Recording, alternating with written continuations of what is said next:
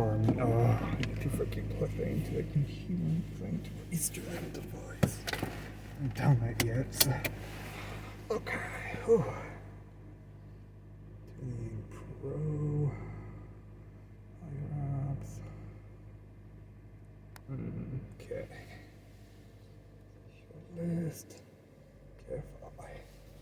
Oh, it's working. Now it's working. Facial recognition. And the type TSA is using in this case, in this particular case, is really the least problematic type. What they're reportedly doing is checking to see if your ID is valid first, which is the kind of thing going on anyway because they have to check against no-fly lists and such.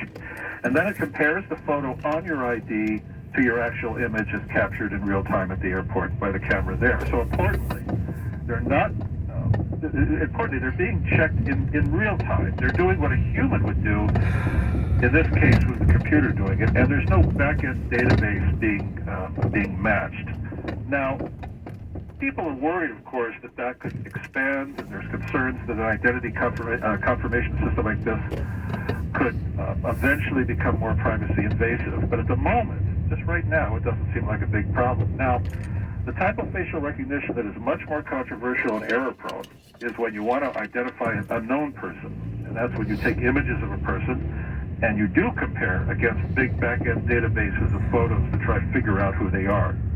That would be like if you wanted to identify criminals from people walking by cameras on the street, for example. And these are the types of systems that can have significant error rates. And in some cases, apparently have shown minority racial biases with associated higher false positive rates for those groups. This could be a really serious problem. If someone is misidentified to authorities, they might be considered armed and dangerous when they're not. They might, they consistently claim they're a criminal when they're not. And there have already been cases of people arrested due to facial recognition positive errors and held in jail for days or longer weeks until the proper checks were made and the errors were finally realized. That's kind of a nightmare. The bottom line on all this, I suspect, though, is that as with most technology, we're not likely to get this genie back into the bottle. There are efforts at local, state, other levels in various places in the U.S., outside the U.S., to control or ban even different sorts of facial recognition technologies in certain applications. But most likely, the best we'll be able to do is to set rules around its usage to avoid the worst privacy abuses and try to avoid making those really awful kinds of mistakes that could disrupt people's lives or worse. But facial recognition is going to be around one way or another. That's something we're likely going to have to learn to live with and try our best just to ensure that it's used for good purposes rather than used in abusive ways. It's not going anywhere. Or it's not going away. There's a company at the airport now called Clear that is using eye scans to get people through the lines. Yeah, that's usually based on either retinal or on other characteristics of the eye and checking it against a database. That has to be done against a database because, of course, your typical driver's license or other typical ID you carry doesn't carry, biometrics on your eye, in the data. Really what this comes down to is if you're using facial recognition to confirm somebody is somebody, right? That's what they're doing at the airports now. You know who they claim to be, and you're trying to confirm that's who they are. That has a fairly low error rate. The problem is when you see one person, you see millions of people, let's say in a busy city, going by cameras, and you're trying to say, well, let's find all the criminals when they walk by. And you're comparing against massive databases of different lighting situations, different ways the photos were taken, all kinds of variables, and that's when the error rates can go way up. And then you become very dependent on how the system was trained. And then you get into, all these kinds of issues of machine learning, artificial intelligence, the whole gangbuster of topics comes in. And that's what we really worry about more. So the airport one is really not a problem by itself. It's more of a harbinger kind of thing. What could it lead to down the line if they decide to go in more intrusive and privacy invasive ways? So we definitely have to keep an eye on it, that's for sure. No pun intended. Thank you, Lauren. Good report. Chocolate milk, long a school cafeteria mainstay, could be coming off the menu. Concerned about the amount of added sugars children are consuming, the U.S. Department of Agriculture is considering banning flavored milk including chocolate, strawberry, and other varieties in elementary and middle schools when it adopts new standards for school meals.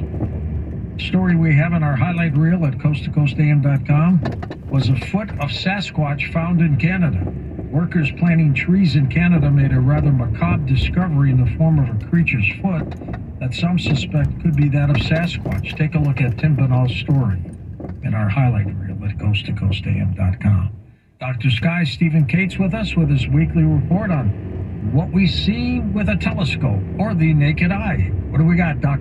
Absolutely, George. Good to be with you. We begin deep in the solar system with this story. Saturn takes the lead, George, with the most satellites.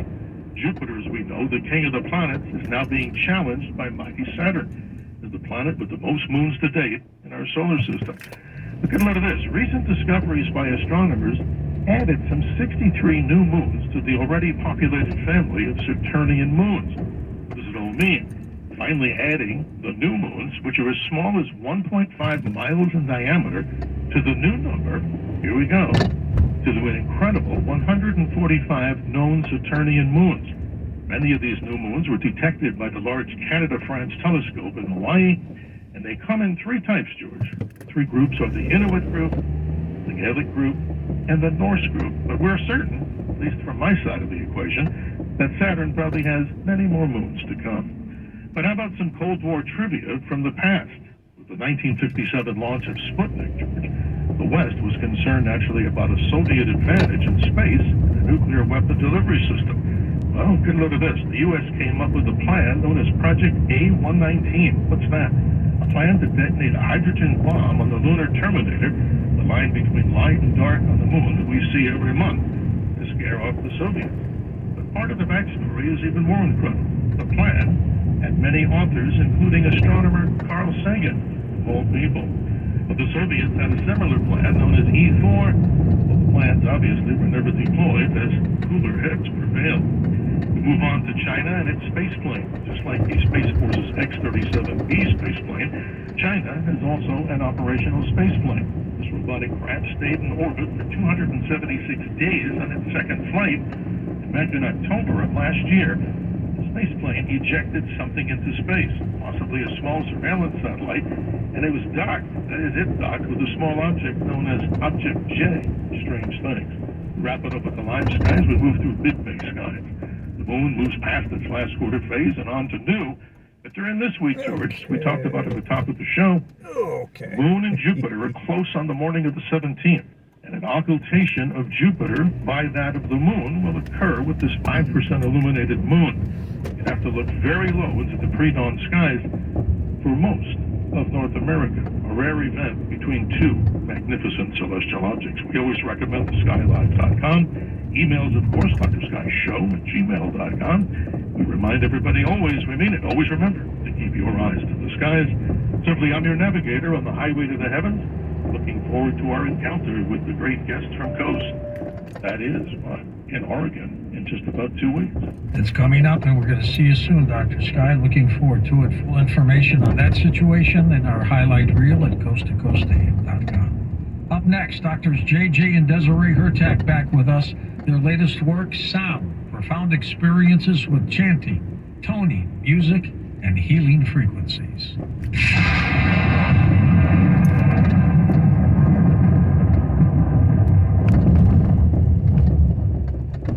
C-Crane has an innovative new emergency radio called the CC Radio Solar for those inevitable powerless times. It's a great crisis radio with an oversized solar panel and a battery strength meter. Set it in a sunny window and you can listen for days. It can store enough energy to bring your dead phone battery up to make that important contact. The CC Radio Solar is about the size of a brick with a clean, modern digital design.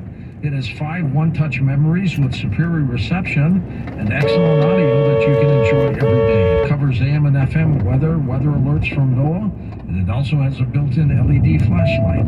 Radio is always a necessity when normal communication is down.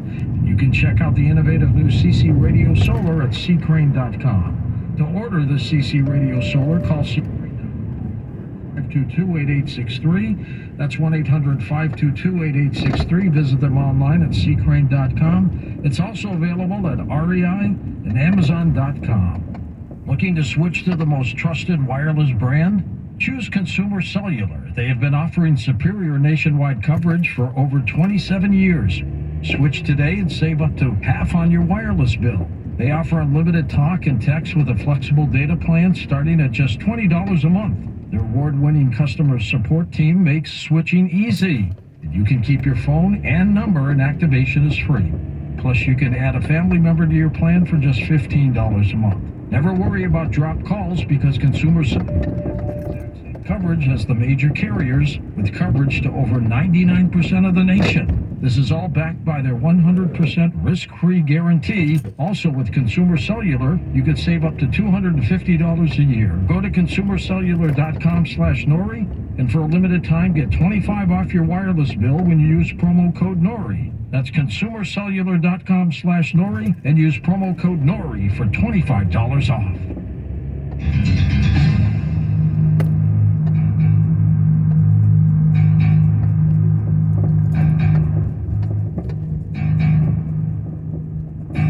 And welcome back to Coast. George Norrie with you. Doctors JJ and Desiree Hurtak back with us. Social scientists, composers, authors, and futurists. Now together they are founders of the Academy for Future Science, and they are authors of a latest book called Sound: Profound Experiences with Chanting, Toning, Music, and Healing Frequencies. Both of them are well known for their inspirational music, including their CD Sacred Names, Sacred Codes. It's a musical collaboration with Stephen Halpern, who's been on our program a long time ago, on their latest album with Stephen entitled Sacred Ciphers of the Divine Mother. Doctors Hurtak are also well known as pioneers in acoustic archaeology, having carried out musical tests in many of the Mayan temples, as well as the Great Pyramid of Giza. They were also part of the team that discovered the tomb of Osiris on the Giza Plateau back in 1997. Let's first say hello to Desiree. Desiree, welcome to the program. Hi, George. Pleasure to be back with you. And it's going to be an exciting evening because sound has so many different frequencies and aspects to it. So we'll be sharing together. And we got a little clip of some plant music we'll go through too. JJ, how are you, sir? It's great to be in touch with you, George. Our friendship goes back many years. I've been involved with sound, music, and the paranormal aspects, and this new book illustrates some of the interesting tests that we did in Egypt and South America, even in the Far East. And so we're putting all of this together as a recipe to understand that sound really is our living blueprint of life, and we can build upon this for greater supercoherency. You both speak a lot about higher consciousness, but tell me about the sound tie-in. Well, the sound really speaks of the inner levels of modulation that exist from the biological, the inner microtubule nature of our physical body, to the magnificent, sophisticated music that we have in the classical and different cultural traditions of the world. But we're looking now at something that's even of greater importance in terms of music as an interconnected language of a coherent whole that connects us with cosmic intelligence. I'm saying, in a sense, we are conscious, living beings within a universe that's co-evolving and co-creating on different sound levels. And if we put this together, it gives us clues to what I will call a cosmic language, even an extraterrestrial language. Can't park and here, I say this in the context a small space to of fit what you. we describe in this new book, where we were doing experiments in Egypt with the pyramids and in Mexico, Yucatan with the pyramidal frequencies, where actual light geometries, actual light forms manifested. So there's a clue to the musical scale going from the lower octaves to the higher octaves that would, I think, represent the key to the cosmic frontier of how we're accelerating our frequencies, and this will be a key to a new language. Right, and so in actuality, scientists right now are looking for the hum of the universe, and some of you, your viewers might have heard that in the stratosphere they sent up balloons from Sandia Lab, which is the top lab here in the United States, and they can't understand why there's sounds in the stratosphere. So, really, we're living in the midst of greater harmonics, and we ourselves, I believe, are cosmic symphonies walking around. And I was amazed in your book where you talk about some individuals, a piano player who received healing through playing her piano, a man who was used song to connect people who have dementia. It's amazing what sound does for people. Right, so you're talking about Beth Green, and she's well known. People can just Google her.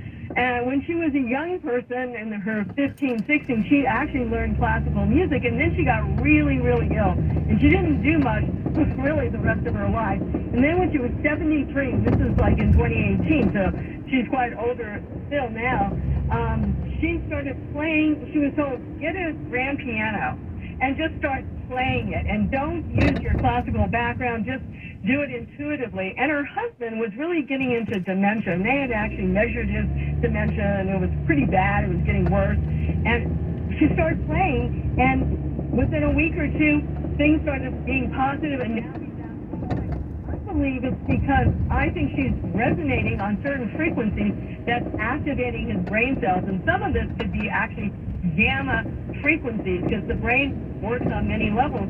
And even in meditation, now you think meditation for your audience, there's the alpha frequencies, which is close to the Schumann resonance, and that's really meditation. But it's funny, when even the NIH did studies on music and mantras and meditation, they found that the gamma frequencies, which is the alertness, the focusing, was paramount in what they were discovering, especially through meditation. Years ago, I had Dr. Masaru Emoto on, God rest his soul now, did something that was so strange but fascinating. I'll never forget it. And that was, just for our audience's experience, he played two different types of sound music at water, just regular water.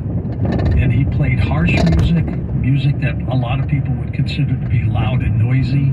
And then he played beautiful, soft music. And then he froze the water and cut them and looked at it under a microscope.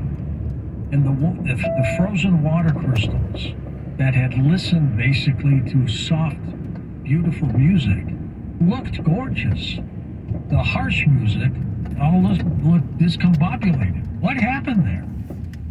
Well, he was using what I call sacred resonance for prayers, positive thinking upon water that was collected, in this example, from Japanese water resources. And he noticed with positive energy, the flux of the water molecule went into geometric patterns.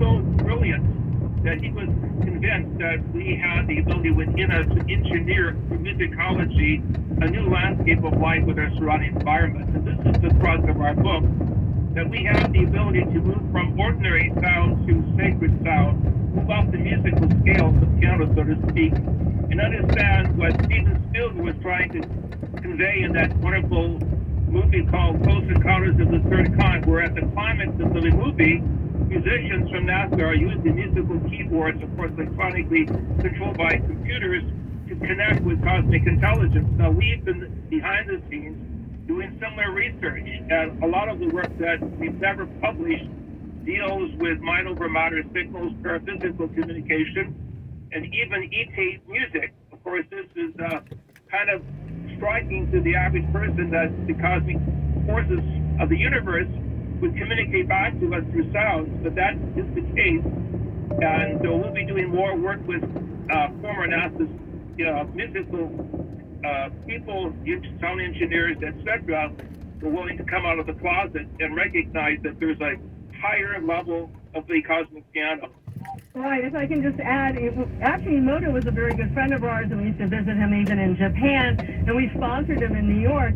But, I don't want to put down heavy metal music, but what you were talking about was that really heavy metal music was like this kind of odd geometry relationship that looked kind of messy and murky, and he had a lot of classical and other types of music that looked beautiful, like love, just the vibration of love. Now, what's important about that, and gets also into our book, as we do mention Emoto, is the fact that our body is at least 65, if not 70 or 75% water, depending on age. And when you are surrounding yourself with this type of music, you are actually starting to change the cells of your body. And I think that that's so important. This is something that John Stewart Reed is looking at in his thymoscope. He's trying to actually uh,